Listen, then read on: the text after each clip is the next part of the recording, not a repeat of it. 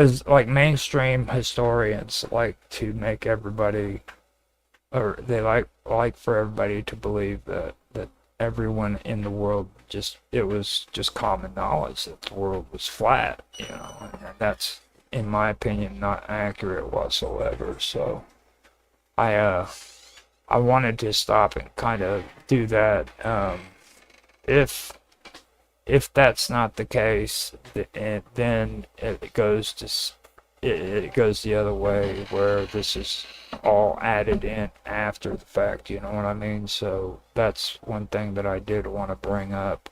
Vespucci also commented on the stars of the southern hemisphere, saying, "We guide ourselves by the stars of the South Pole, which are numerous and much larger and brighter than those of our pole."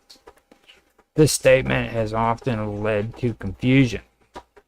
Vespucci, of course, had no knowledge of the geographic South Pole, which would remain undiscovered for centuries. What he was referring to was the southern celestial hemisphere, specifically the stars visible in the southern sky, such as those in the constellation of Crooks or the Southern Cross. These stars were unfamiliar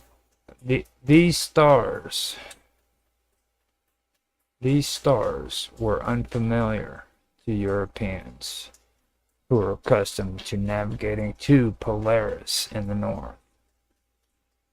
By commenting on these new stars, Vespucci was helping expand European understanding of celestial navigation in the southern oceans. That is what I was saying was very, I find that very suspicious. That does not fit in with the time period, you know what I mean? So that's what I was getting at. Now, the reference to the South Pole in Vespucci's letters should thus be understood as celestial rather than terrestrial. At the time, no European had traveled anywhere near what we today call Antarctica. Even the Antarctic Circle was far beyond the reach of 15th and early 16th century exploration. What Vespucci observed was the night sky in the southern hemisphere, and his reports about new constellations and long nights were valuable to navigators to try to orient themselves in unfamiliar waters. Before Vespucci's time, there were already depictions of maps of a vast landmass in the south. These were not based on exploration, but speculative geography dating back to ancient Greece. Philosophers and geographers like Ptolemy theorized that a large southern continent, Terra Australis Incognita, must exist to balance the landmass of the north. Medieval and early Renaissance maps frequently included such speculative continents, typically shown as massive land masses at the bottom of the world. The idea was one of cosmic balance rather than empirical discovery. And this goes back to what I was saying earlier. Now, philosophers like Pythagoras, and Ptolemy, and people of that status in their education, yes, those are the ones I believe knew. They couldn't prove it, but they had an idea that the world was round. So in that aspect, yeah, I can believe it, but I don't know. I would have to actually see a lot of these speculative geography maps, you know what I mean, to kind of go through that. I haven't really seen too many of them, to be honest with you. I've seen just the Reese map, And yeah, it just that's a interesting area that a lot of people have gotten into. I really try to keep away from that because like this debate right here, it took place back in the 1800s, and it basically went nowhere. It went down a huge rabbit hole that led nowhere. And that's kind of what happens with the whole ancient maps too, and things of that nature. But later on, it'd be nice to kind of get into this and revisit this, maybe even in this series, so that I can bring it up, make it another talking point to talk about later on.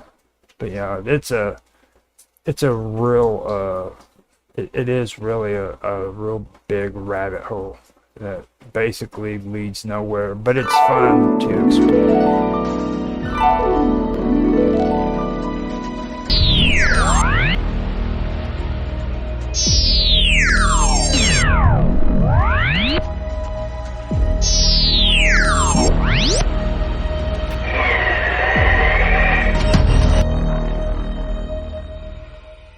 Know what I mean? Everybody likes jumping down that rabbit hole. So, well, most people do.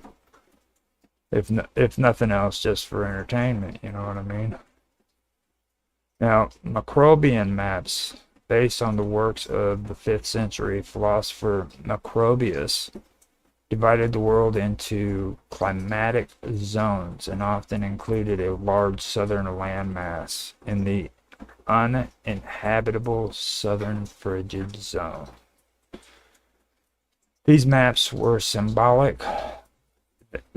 more symbolic than practical, rooted in the idea of symmetry and balance.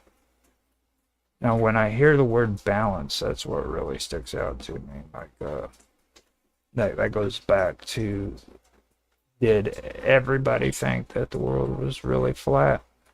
Or were there groups of people who didn't believe that the world was flat and that it was round, you know? That's the one thing that really sticks out to me, especially after Pythagoras, you know what I mean? Pythagoras had his math down, calculated it and everything, so there's no way that he could have thought that the world was flat.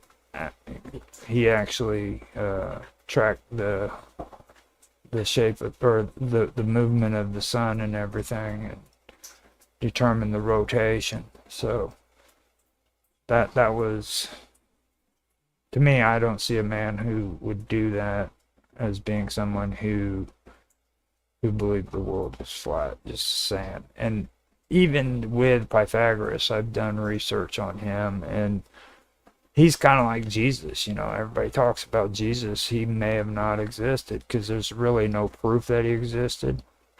Pythagoras is the same way, you know. There's really no proof that Pythagoras existed other than his supposed writings, which he didn't write because he couldn't read and write. Someone else did it for him. So that also opens up a whole different area of discussion as well. You know, maybe there were groups of people during that time period who knew that the earth was round and wanted to keep that quiet, you know, because back then you talk such languages, you might be put to death. So it's just a thought, you know.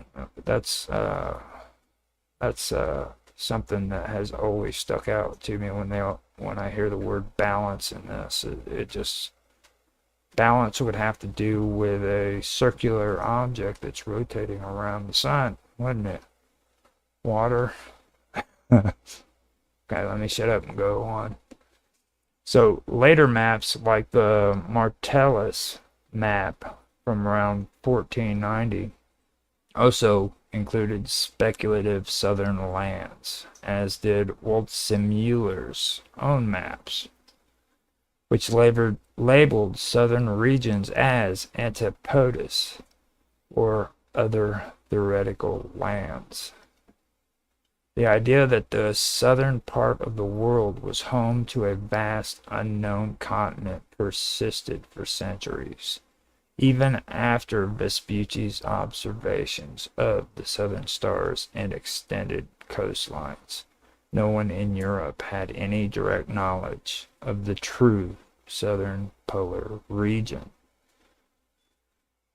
The Peri-Reis map of 1513, often cited in fringe theories, contains a distorted depiction of the southern Atlantic, which some have claimed shows part of Antarctica. However, mainstream historians reject this view, interpreting the southern portion of the map as a misrepresentation of South America's coastline. And like even there, that kind of gets all warped out. Like, the truth of it is mainstream historians don't know any better either. Like, everybody talks like they know something and they really don't. There's no way of them even coming up with that kind of an answer to it. Like, it was a misrepresentation. They don't know. So it's just, that's something else that sticks out to me. Now, the geographic South Pole itself was not approached until the voyage of Captain James Cook in 1773, who sailed into the Arctic Circle, but never sighted the continent itself. The true South Pole would not be reached until 1911, when Roald Amundsen and his team succeeded in crossing the icy expanse of Antarctica to arrive at the pole. The concept of the South Pole, according to these people, is the idea that the South Pole was depicted by a solar, or not really. It was depicted by speculative mapping, basically. Now, why would somebody speculate that there was land to the south if they thought the world was flat? That's the only thing that really sticks out to me on that. You know what I mean? So, for me, that whole idea, that whole theory is pretty much shot.